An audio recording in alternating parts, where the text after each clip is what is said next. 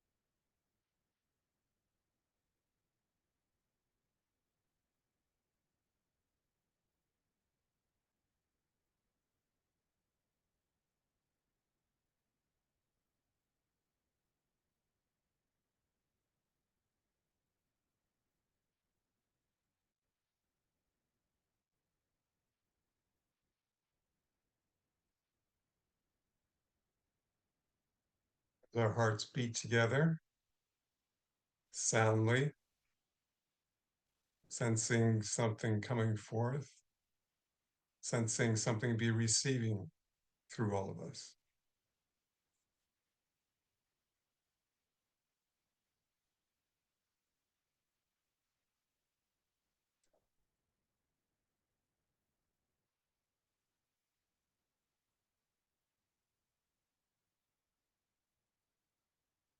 Let's just wait until our substance settles and let's let it settle within each of us.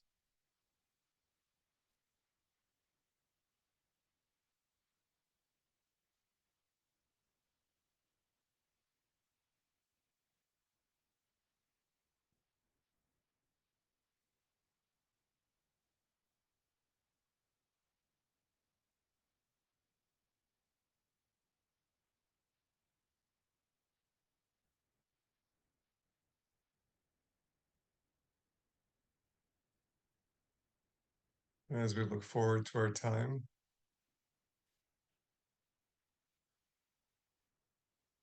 opening the way in our hearts and minds to hear Larry and Maureen speak the word of God, of Father God and Mother God.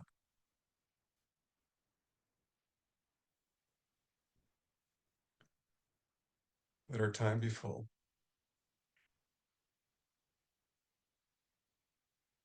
And Maureen will begin. Maureen?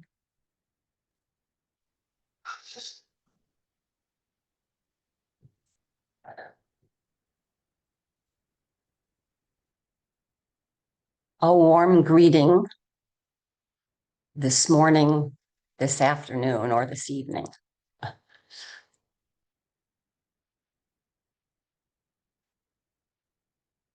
Last Sunday on the Tone of Life gathering, Christina Pivarnik, Alan Geisinger, and Andrew Shire each shared with us their experience with horses. They spoke from their hearts of their love for these beautiful horse beings, and in turn, the horses' responses of devotion, love, and trust.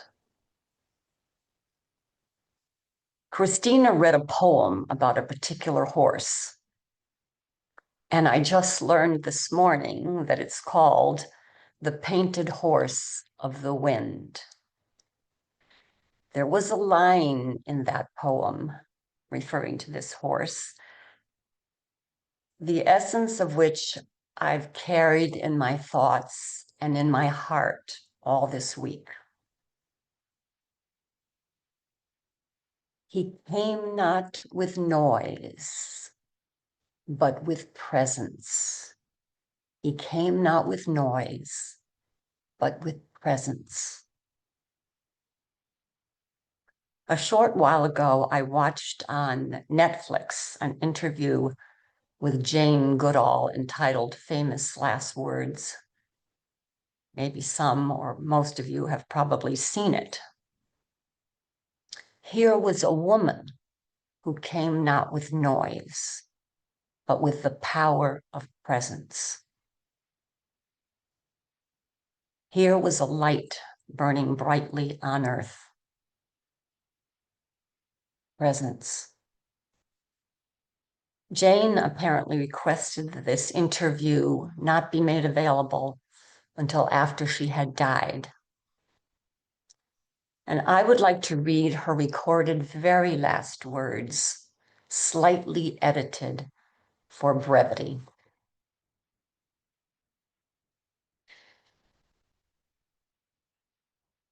In the place where I am now, I look back over my life. I look back at the world I've left behind. What message do I want to leave? I want to make sure that you all understand that each and every one of you has a role to play. You may not know it, you may not find it, but your life matters, and you are here for a reason. And I just hope that reason will become apparent as you live through your life. I want you to know that whether or not you find that role that you're supposed to play, your life does matter. And that every single day you live, you make a difference in the world. And you get to choose the difference that you make.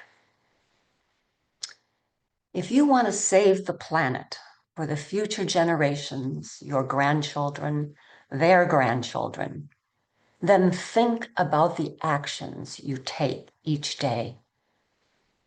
Because multiplied a billion times, even small actions will make for great change. I just hope that you understand that this life on planet Earth isn't the end. I believe, and now I know, that there is life beyond death. That consciousness survives. I can't tell you from where I am secrets that are not mine to share. I can't tell you what you will find when you leave planet Earth. But I want you to think about the fact that we are part, when we're on planet Earth, we are part of Mother Nature.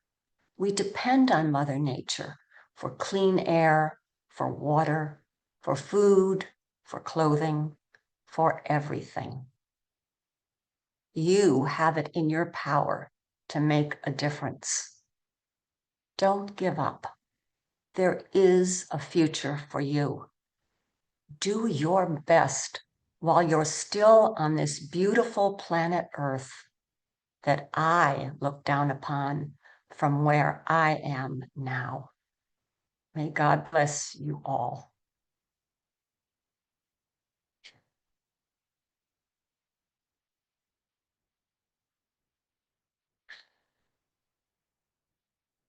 The power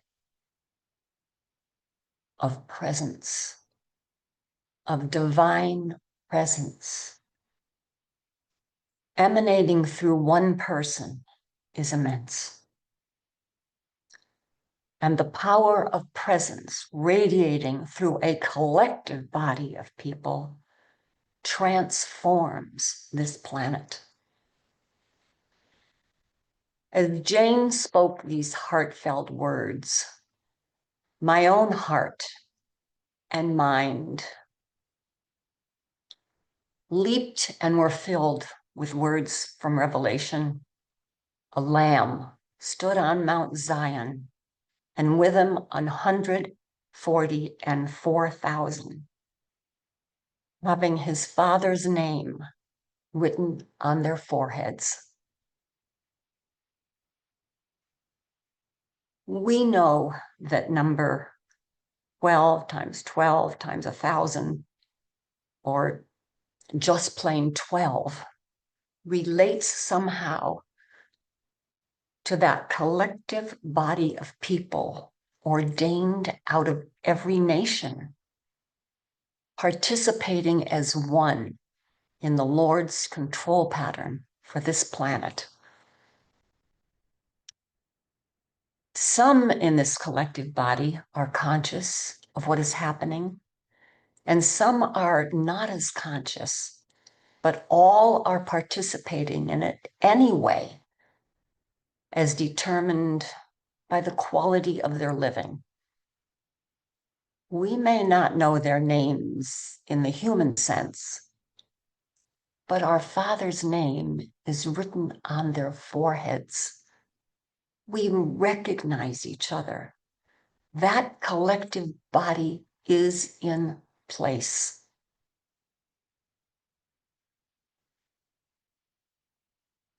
At the present time, there seems to be murderous hatred and rage erupting all over this planet. Horrific things are happening. I would like to read to you an excerpt from an article entitled "Ready for the Apocalypse" from The Week magazine. As anxiety rises about the state of the world, the ranks of preppers are growing. What exactly is a prepper? It's anyone who anticipates a calamity resulting in some degree of social collapse and makes plans or prepares to survive independently. A prepper is someone who could survive independently for 30 days. How many preppers are there? More than 20 million. United States preppers spent $11 billion on gear in 2023, according to a Finder.com survey, and the market is still expanding. As ordinary preppers stock up on freeze-dried meals and first aid kits, their billionaire counterparts are making plans to ride out the apocalypse in luxury. So say builders of shelters for clients who aim to be ready when, in prepper parlance, SHTF, hits the fan. Bunkers are the new status symbol. Shelters include gyms, pools, libraries, and shooting ranges. Atlas Survival Shelters said a high-end buying frenzy erupted beginning in 2023 when it was reported that Meta CEO Mark Zuckerberg's new Hawaii compound included a 5,000 square foot bunker. Now that spread pales next to a project being built in the upper Midwest by Virginia-based firm SAFE, S-A-F-E. It's a fortress surrounded by a 30-foot moat skimmed with a flammable liquid that can transform into a ring of fire. It also has water cannons that can take down helicopters. California-based Vivos Group is leasing space in what it calls the world's largest survival shelter community, 575 empty ex-Army concrete bunkers on South Dakota grasslands. In Kansas, sits the survival condo, a former missile silo converted into a 15-story survival habitat.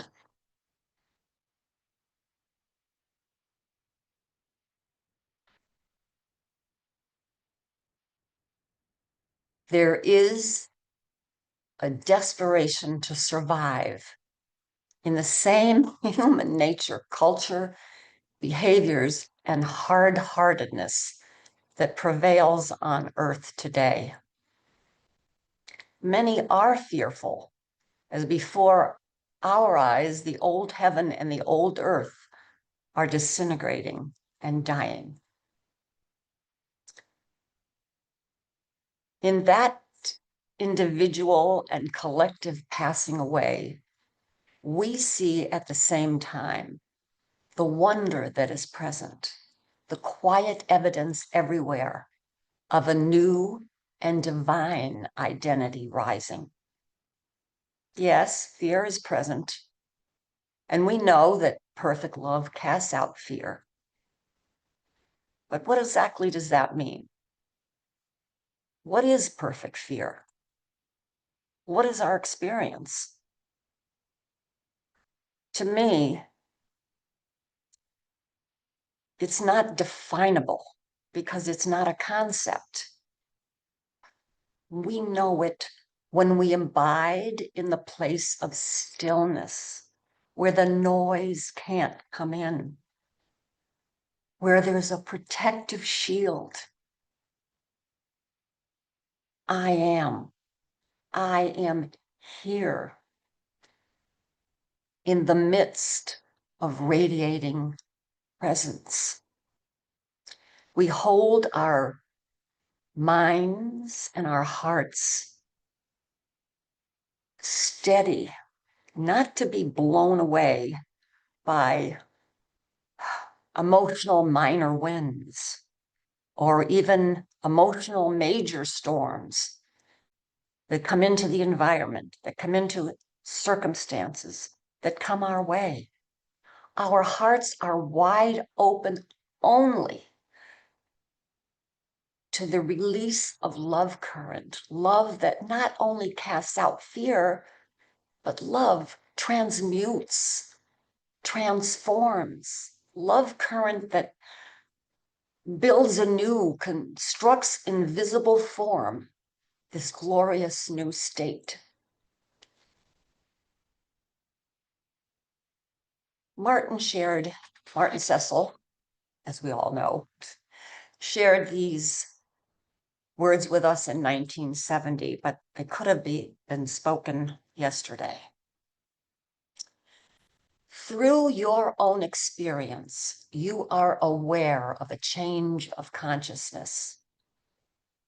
The change that has taken place in your consciousness is unique to each one, but it is part of the process of the experience of movement into what we have called a seven-dimensional world, the new state. For it is in this that existence is alone possible. No more in this three-dimensional state. It is only a temporary thing anyway.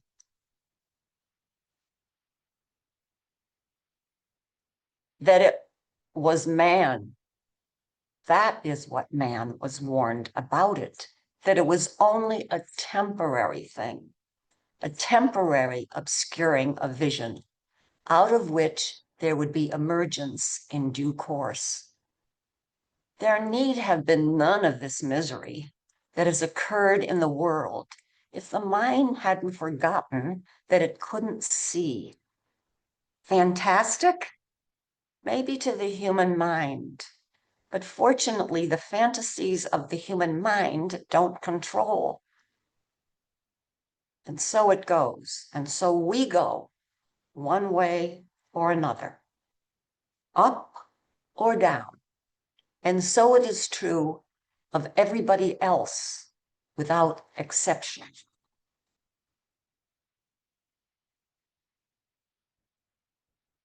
We we understand what is underway on this planet. Yes, a restoration to vision and to life. And in this undertaking, for which we incarnated, our hearts and our minds are allowed to be consistently purified, because we lay not up for ourselves treasures upon earth where moth and rust doth corrupt. What are these earthly treasures?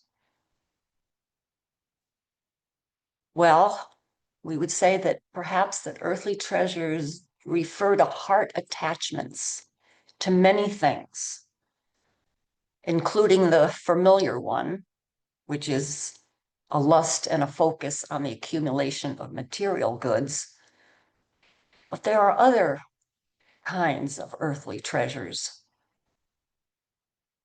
One is a heart attachment, a passionate cachet of opinions as to who or what is good or who or what is bad.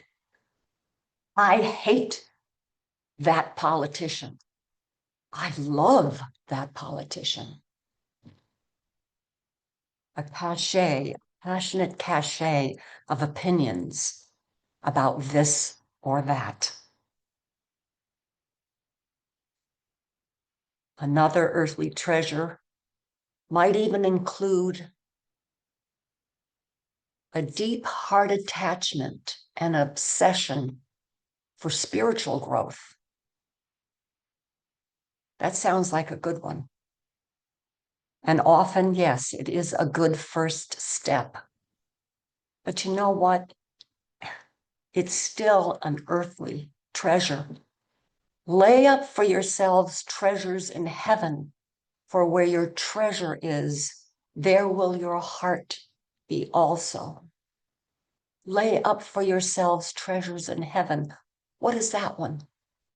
Well, we could name some things. We could say virtue, patience, thankfulness, forgiveness. We could name many others. But I'd like to say that those are treasures, yes, but they're minor treasures. They're almost beautiful jewels and effects of the real treasure. For where your treasure is, there will your heart be also.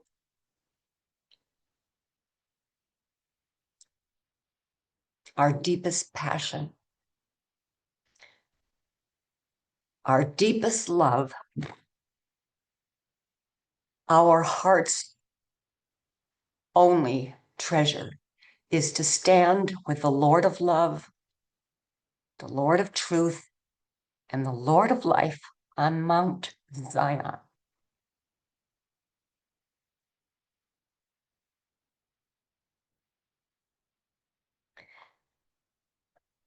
That presence on Mount Zion is the greater fact that is underway.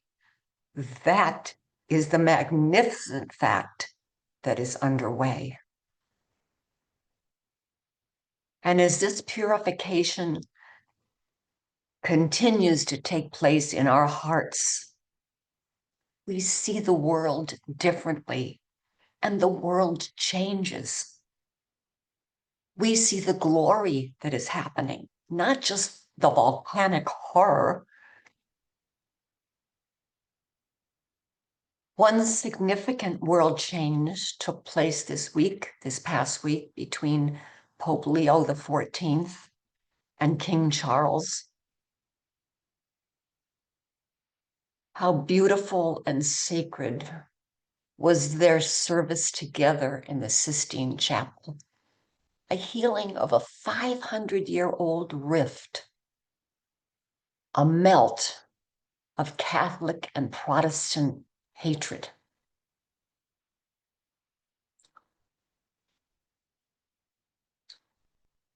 I wrote down some of their joint prayer words.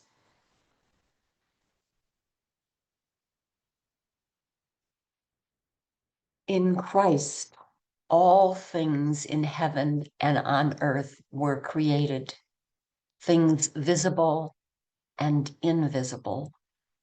You are worthy, our Lord and God, to receive glory and honor and power, for you created all things.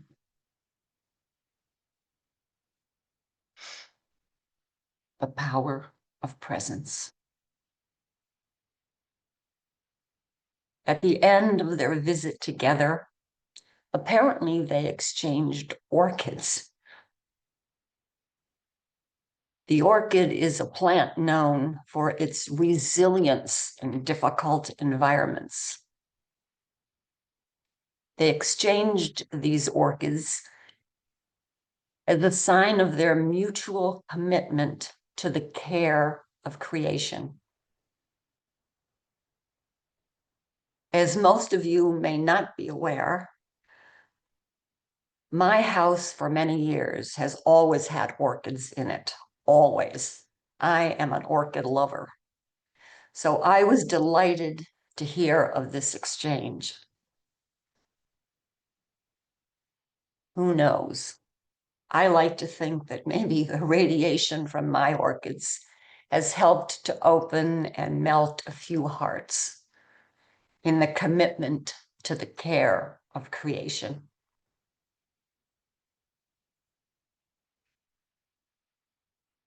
I would like to conclude with a short quote from a great man who once walked this earth in the United States, Abraham Lincoln.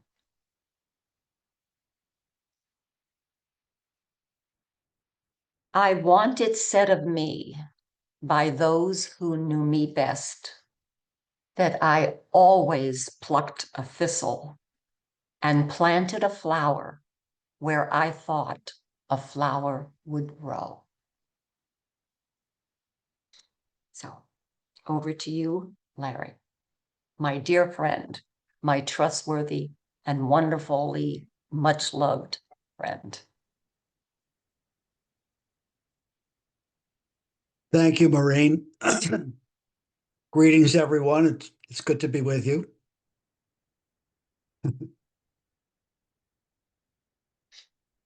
My starting point is that all is well. All is eternally well.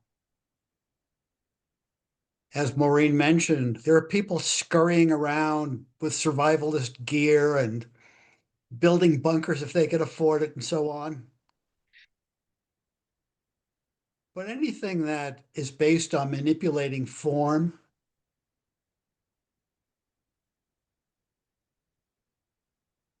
and where there is little vision, nothing of consequence will happen. People are sensing change coming, and it's interpreted or misinterpreted in many ways.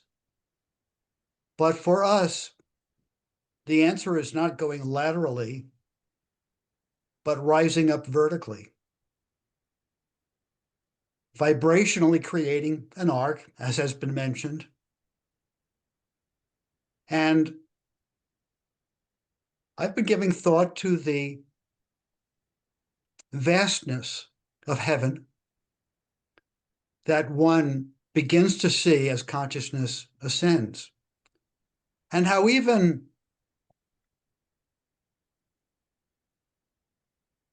things that seem to be contradictory from a lower level of understanding make perfect sense when there is adequate elevation and seen from a right perspective. For example, Joyce and I traveled to Atlanta recently, which was great, spending time with friends and very creative, useful time. And at one point, we went up to the Blue Ridge Mountains to visit Maureen and her husband Gary in their beautiful home. And I had the experience that I'm sure is familiar to many of you. I hadn't seen Maureen in a long time, decades. But yet, when we got together, we knew each other instantly as if no time had passed. Well, there are two ways to look at that. There is the outer physical way that, yes, we haven't seen each other a long time, but at another level, we're both in the place of eternal friendship. Friendship doesn't need to be made because of common experiences or beliefs and all of that stuff that is what usually people look for. Friendship exists if we're in the place of oneness, transcending all of the earthly stuff because we're in the same place. We love each other. We love the Lord. We're one. It's easy. Another example, on our trip, uh, we got on an airplane, sat down in the seats, and 3 hours later, got up from that seat, and we were no longer in Colorado, but Georgia. Did we go anywhere? Oh, yes, you could look at it from an earthly viewpoint. I looked out the window of the plane and saw the land passing underneath us, and we could measure it as 1,500 miles or so. Sure. But from another point of view, speaking personally, I didn't go anywhere. Circumstances around me changed. That's all, as they always do, because I'm always at the center of my world, just as each of you are at the center of your world. Things change all around us, even our own physical bodies age and change, but we're always at that central place. So, two ways of looking at things, but they make perfect sense. It's like having binoculars where you can change the focus on the lens.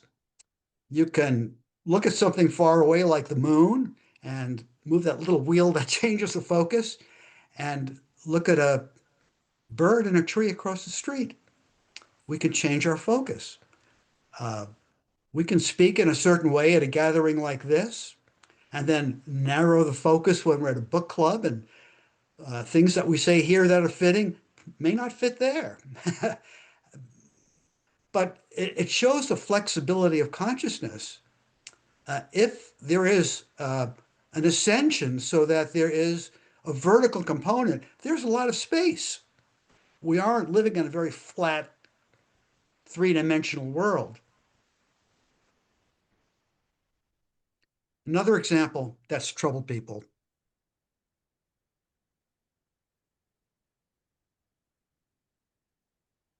is a story in Genesis about creation.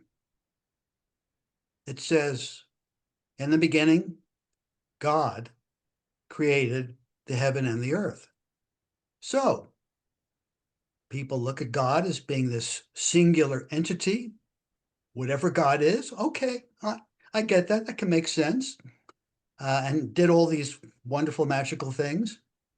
But then just a few verses later, it said, let us make man in our image and likeness. So that's plural. And it's not even saying they or them, but us, all of us. So which is it? Is God one entity or many entities? Well, it's confusing from an earthly viewpoint, but from a heavenly viewpoint, it makes perfect sense because in the creation, there were beings of light, innumerable beings of light, which I'm sure included all of us, that had godlike powers and abilities that created this wonderful complex world that we find ourselves in. But they were of one voice, singing one song, the song of creation. So separate, yet one, could be looked at either way, just as my hand has different fingers. The pinky and thumb are quite different. But I could also look at it as being one hand, capable of a particular action as needed. So we have this great flexibility of consciousness. Wonderful to see that. And to have the space to understand things in a way that most people don't. Now, along the way, mankind deviated from the tone of life, from heeding the call of love, not with bad intentions, but to just tweak things a little bit, just improve them according to what I'd like to see happen, which I think might be an improvement.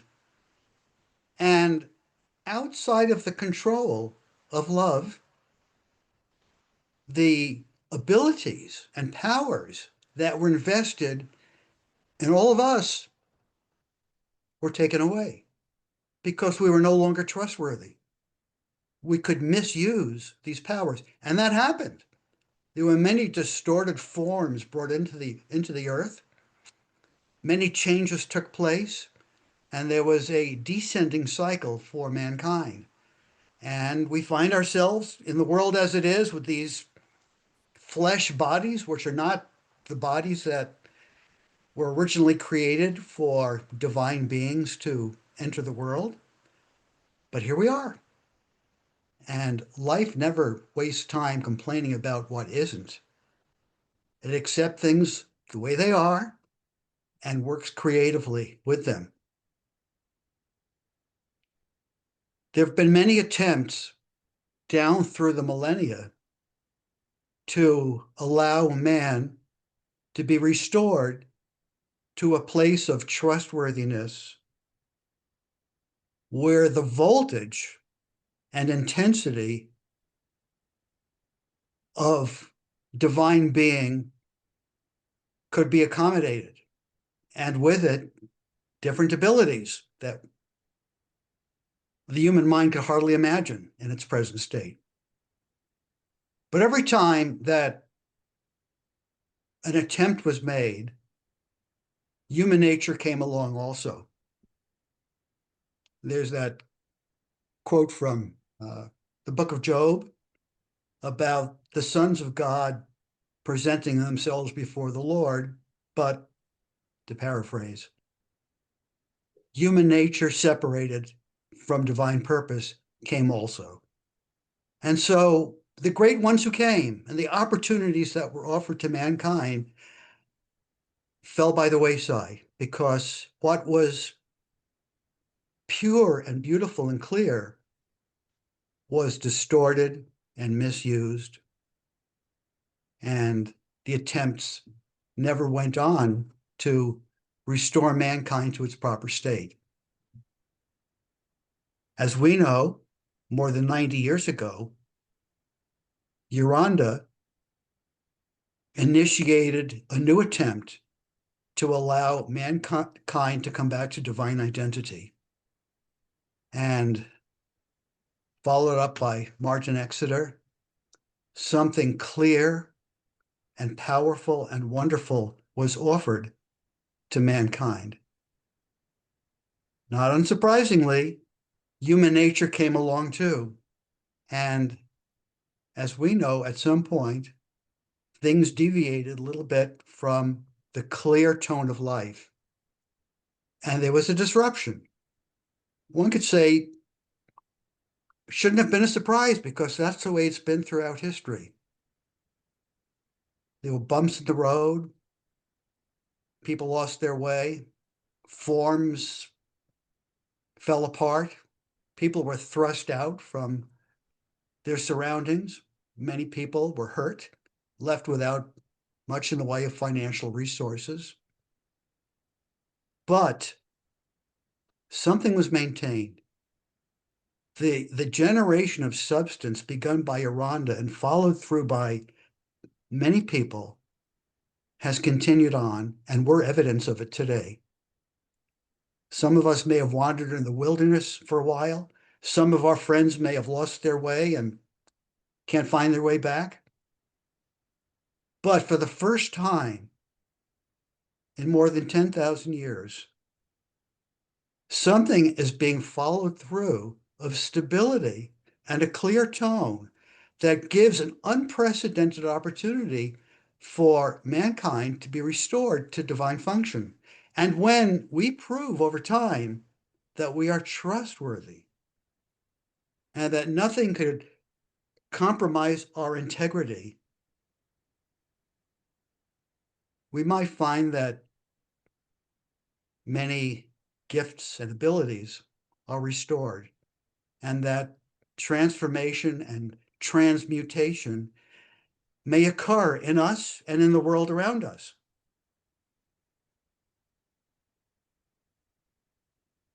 Maureen mentioned presence. There need to be those on earth who maintain divine presence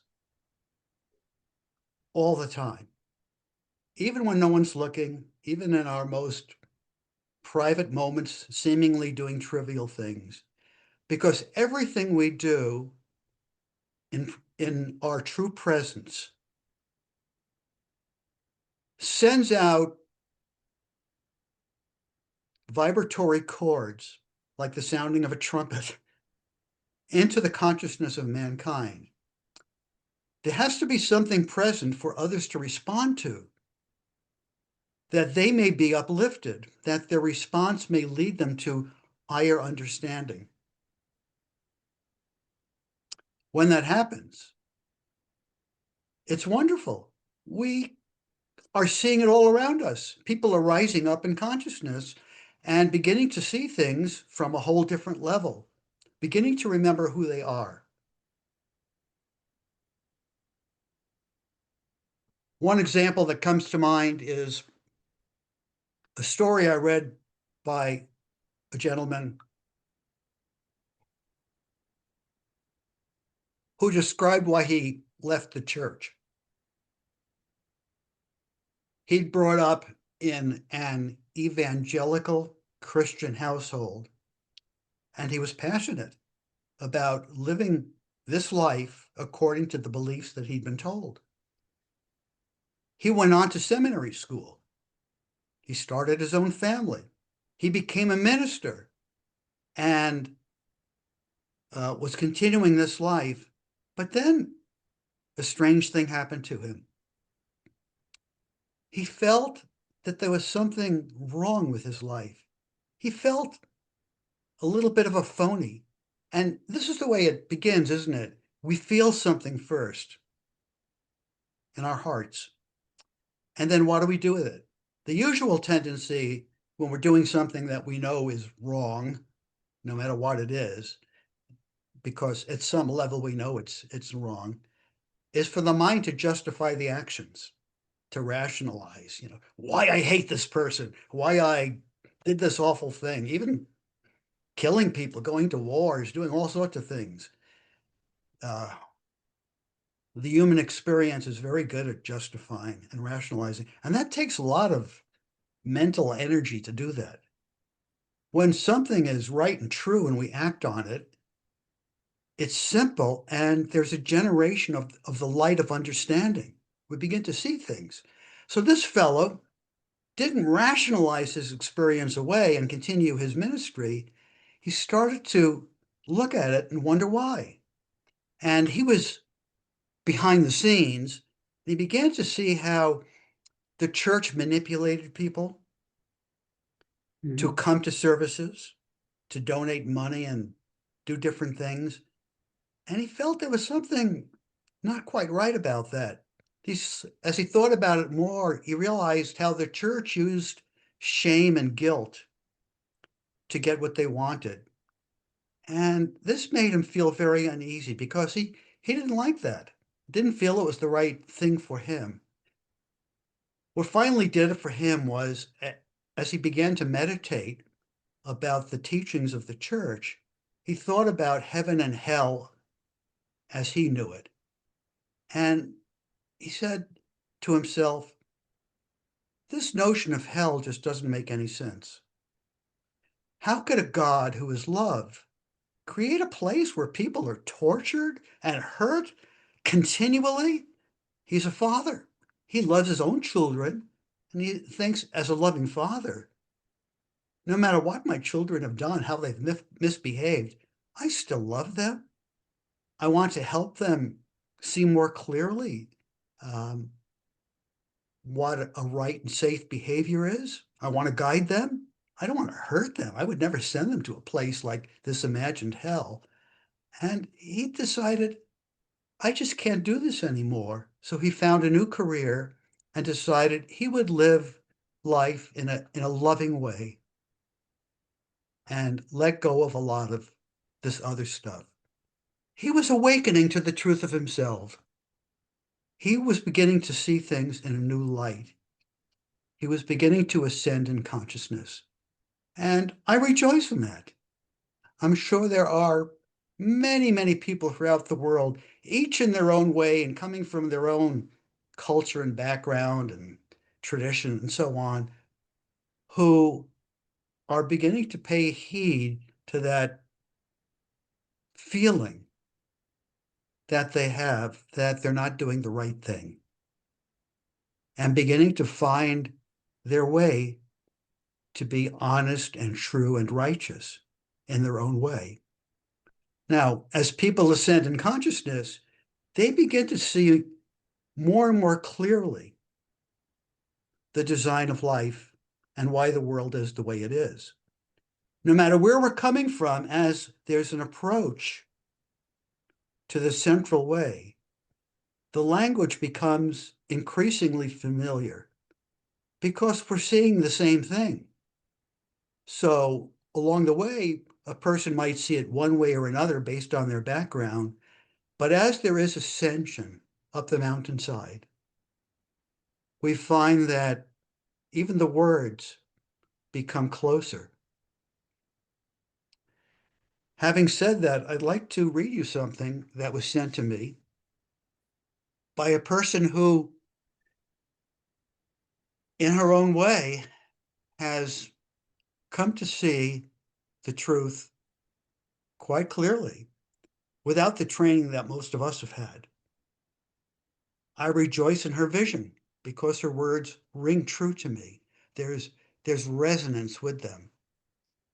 So I've, like Maureen, I've edited her words slightly to fit in with our consideration. This is from someone named Carrie Kay, and I have no idea who this woman is or what her background is. But she sees something. Here's what she said. There are souls walking this earth who have always known themselves to be different, not because something is wrong with them, but because they came holding a frequency the world is only just beginning to recognize. We, the light bearers, do not need to be convinced of the sacred. It sings inside of us as a living memory, one we might not be able to name until the moment we stand in its presence and our whole body remembers. This lifetime marks the culmination of a massive ascension cycle. We remember who we are and why we came. Our mission is not simply to remember in the quiet safety of our own being, but to remember in the midst of the forgetting, to stand before those still asleep and hold truth so steadily that it ripples through the fabric of reality itself. Hmm. In the presence of our remembrance, others are stirred. Even if only faintly at first, as though a blurry light appears at the edge of vision and something ancient begins to whisper home. And so when we, the light bearers, began to appear, daring to question what was accepted and daring to remember what was forgotten, the forgetting ones resisted with outrage, with scorn, with condemnation. We carried a memory from home, a distant echo that began to dismantle the lie the moment it brushed against illusion. Yet every act of resistance only revealed their desperation, like building bunkers. And every blow against the light became another crack in the prison they were trying so hard to defend. The light bearers of this age, walking in human form, came not to be superior, but to stand as catalysts. Our very presence is an invitation. Our steady remembrance creates a resonance that makes it possible for others to remember too. The call to return home cannot be imposed, but the light workers make home visible again simply by embodying the frequency of home and rippling it into the collective field. The light bearers came because we remember the magnificence of humanity, even when humanity forgot itself. Light workers are walking each other home, shoulder to shoulder, reminding and uplifting one another as much as they remind the world.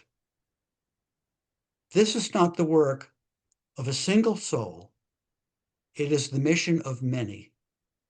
And together we hold the doorway of remembrance wide open. We understand what she's saying. Even her words might sound a lot like ours, because she has, in her own way, ascended in consciousness, as many people are these days, beginning to see with new eyes, with clarity of vision and purpose. Jane Goodall, as was mentioned, had a feeling that there was a purpose to her life, and nothing would detract her from that purpose.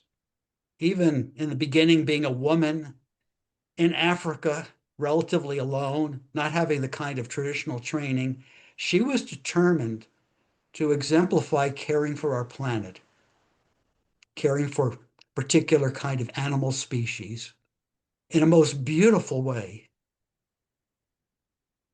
Same is true for all of us, each in our own way. We were born for a purpose. There's a mission that we were given. The Lord isn't interested in micromanaging our lives. That's up to us to be creative, to make use of what is at hand, what's available, and to demonstrate what it is to be a divine man or woman in the center of our worlds, using what's available to uplift that circumstance, and thereby letting a current be released into the world and beyond the world that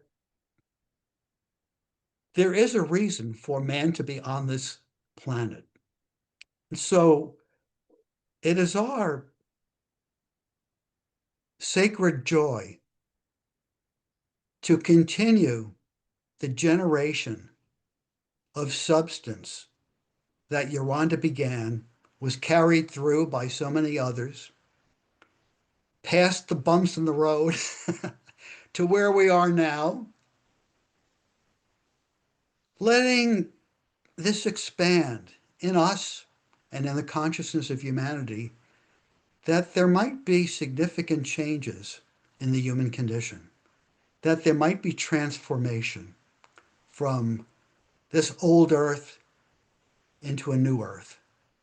That is the role we've come to play individually and together.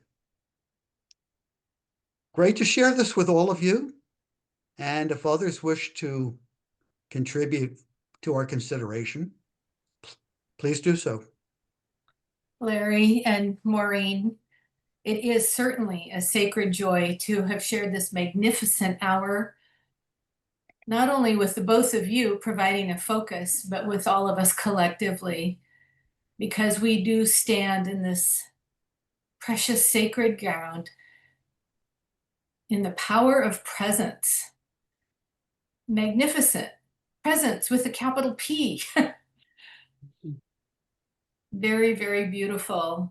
Many things to consider here, but really it's simply knowing the truth of the words and the spirit and the great joy that we do know what we do know, and that we maintain that consistently in ourselves, in our private moments, and with all of us together collectively. So deepest thanks to you both for your focus.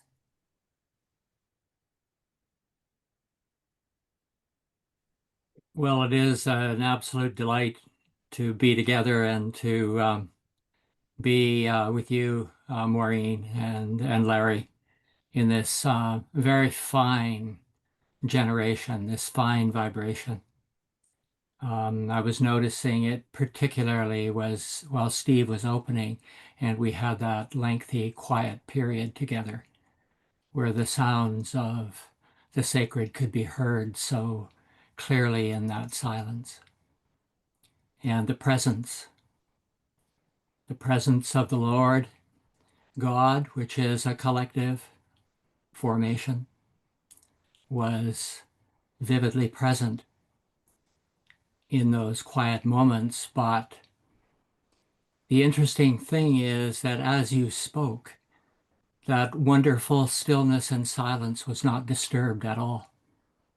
But what was said and shared emerged clearly out of that silence, while the beauty of the might say the underlying sacred tones in the silence remained so rich and clear. The content of what has been shared, so many phrases. I think I maybe ticked off about 30 phrases or words that had arisen in my consciousness just in the last few days as points of specific awareness and meditation. And I was thinking that in the book of Genesis, there are some words that go, and Cain went out from the presence of the Lord. Very sad words. And yet what rings so clearly through what we share with you this morning is that Cain, this material body containing and housing spiritual consciousness, has come into the presence of the Lord. There is a returning of this brother, this material brother, into the presence of the Lord, and we exemplify that.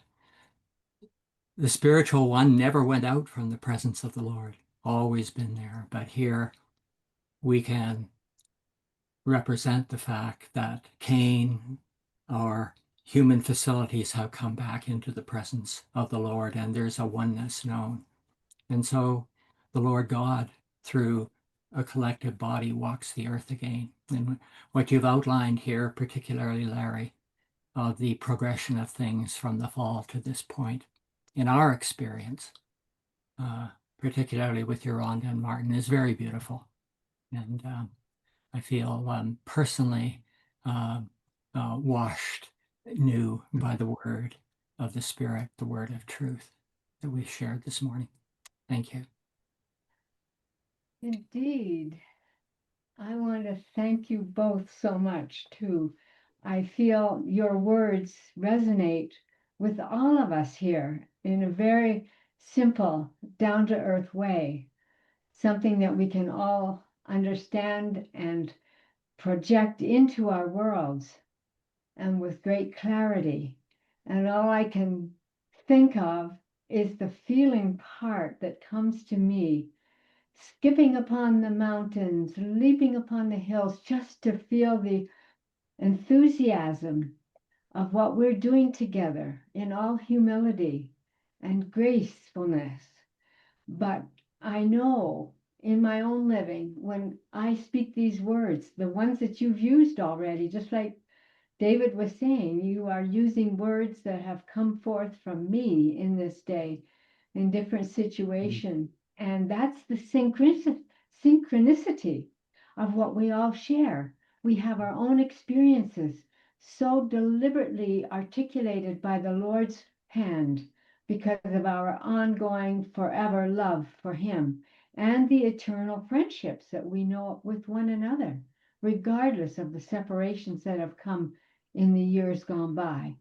So it is so beautiful to share this with both of you, all of you. And thank you for all the words that have come forth. It is the most gracious time to be together and precious. Maureen and Larry, and all those who have spoken. I am noting that each physical body on the screen has a beating heart. And my experience of this time together is a greater beating heart that has beat forever, but is coming to particular focus with us. We keep this greater heart beating, the collective heart of God. That is the sound and the vibration on the earth that makes the difference. That is a sound that brings in all the wonderful words that have been spoken this morning, and all the people all over the earth somewhere know that vibration and that sound. But what a pleasure to feel it so completely this morning. What wonderful stories you told to make a web of encompassment and love of all good things. Thank you so much. Thank you, Laura, and everyone else. Our hour's about up. Maureen, do you have any words you'd like to share with us? Well, I would just say very simply that the words that come to mind in this very moment is, I come that they might have life and they might have it more abundantly. And I say that to first the they of this flesh and then the larger collective body on out. And standing in the place of the presence of being, we can all say that. I come that they might have life and have it more abundantly. And how beautiful was this letter that you wrote, that you didn't write, you read, Larry. It was just another beautiful example of what is rising and the life that is coming forward all over this planet through many, many of us. So thank you, each one who spoke and who was quiet, because together we are separate, but we are one. So thank you. If I could ask your indulgence for a moment, seeing June on my screen, there's a story that I feel compelled to share. I mentioned the bumps in the road where things got a little out of whack for a while. This was true with the Whole Health Institute, of which I was president. Very useful organization that offered outreach into the health field, and we put on a Human Unity conference and had seminars and did a lot of good things. But human nature came into our board at one point, and to my surprise, many members of our board at one point had formed a conspiracy. It's all very childish, especially looking back on it now. And they had decided that they wanted to take the organization in a different direction. And it felt really off tone to me. And I told them that at this board meeting, that I just couldn't go along with it. It didn't feel right. But they were determined. They had a plan. The only one who stood with me in agreement was Joe Holton, a wonderful man with a big heart who knew who he was. But there was nothing we could do about it. So at this meeting, they voted Joe and me off the board and voted one of themselves to become the new president of the Whole Health Institute. But it wasn't in the flow of life any longer. And the organization essentially dissolved within about 2 months. And I thought of not only honoring Joe by telling this story, June, but how one could consider the analogy of a sailboat. When the wind is blowing and the sails are full, the boat is moving along very easily. But as soon as the wind stops and the sails are flat, the boat is no longer moving. It is that way with us. When we're in the flow of life, there's a wind behind us helping move us along. But if we step out of that flow and that breeze isn't there behind us anymore, we're slogging along in the human nature world. And so we experienced this bump in the road. An opportunity was lost. A form, and that's all any organization is a form, was gone. But new forms can be built because the form isn't the important thing. It's the spirit, the wind that fills the sails. That's the important thing. And now we have the Temple of Light, like today, and other forms, attunement groups, and so on, which is wonderful because spirit is very flexible and adaptable and can build new forms that fit the circumstance. So here we are in this day where many cycles of ascension are coming to a certain point, and how wonderful to be a part of that with all of you and to be conscious of what's happening, to participate with it, to be one with this wind of spirit, because that's who we are. I'll turn it back to you, Steve, to let us wrap things up. Wonderful, Larry. And as Dr. Bill Bain would say, may the wind be behind our back, Yes. because we're in the right direction. And as we've shared in the right direction tonight, there's a voltage, you can say we've all shared it. And Larry was saying, as that voltage increases, then there's greater capacity. Robert, you're sharing the screen.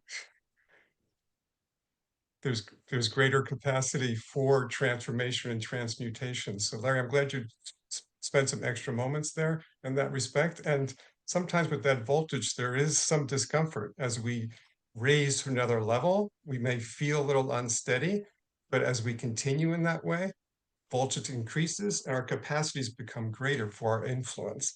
And as Larry was speaking, Maureen, the words of we've heard about ET phoning home. Our call is come home, come home. That's our call. Wonderful to be together in this oneness. Robert, now you can share your screen and we'll finish our time. Our next service will be in November, 23rd with Stortberger. Well, I do apologize. The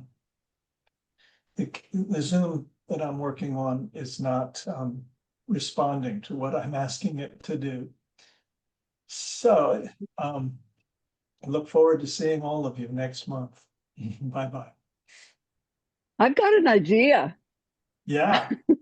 How about if we have the silence again at the end and think about all those ones who are stirred because there are those who are home and just unfold that drawing forth that is in motion as we are in that heaven that Maureen, you were talking about, in that gracious place.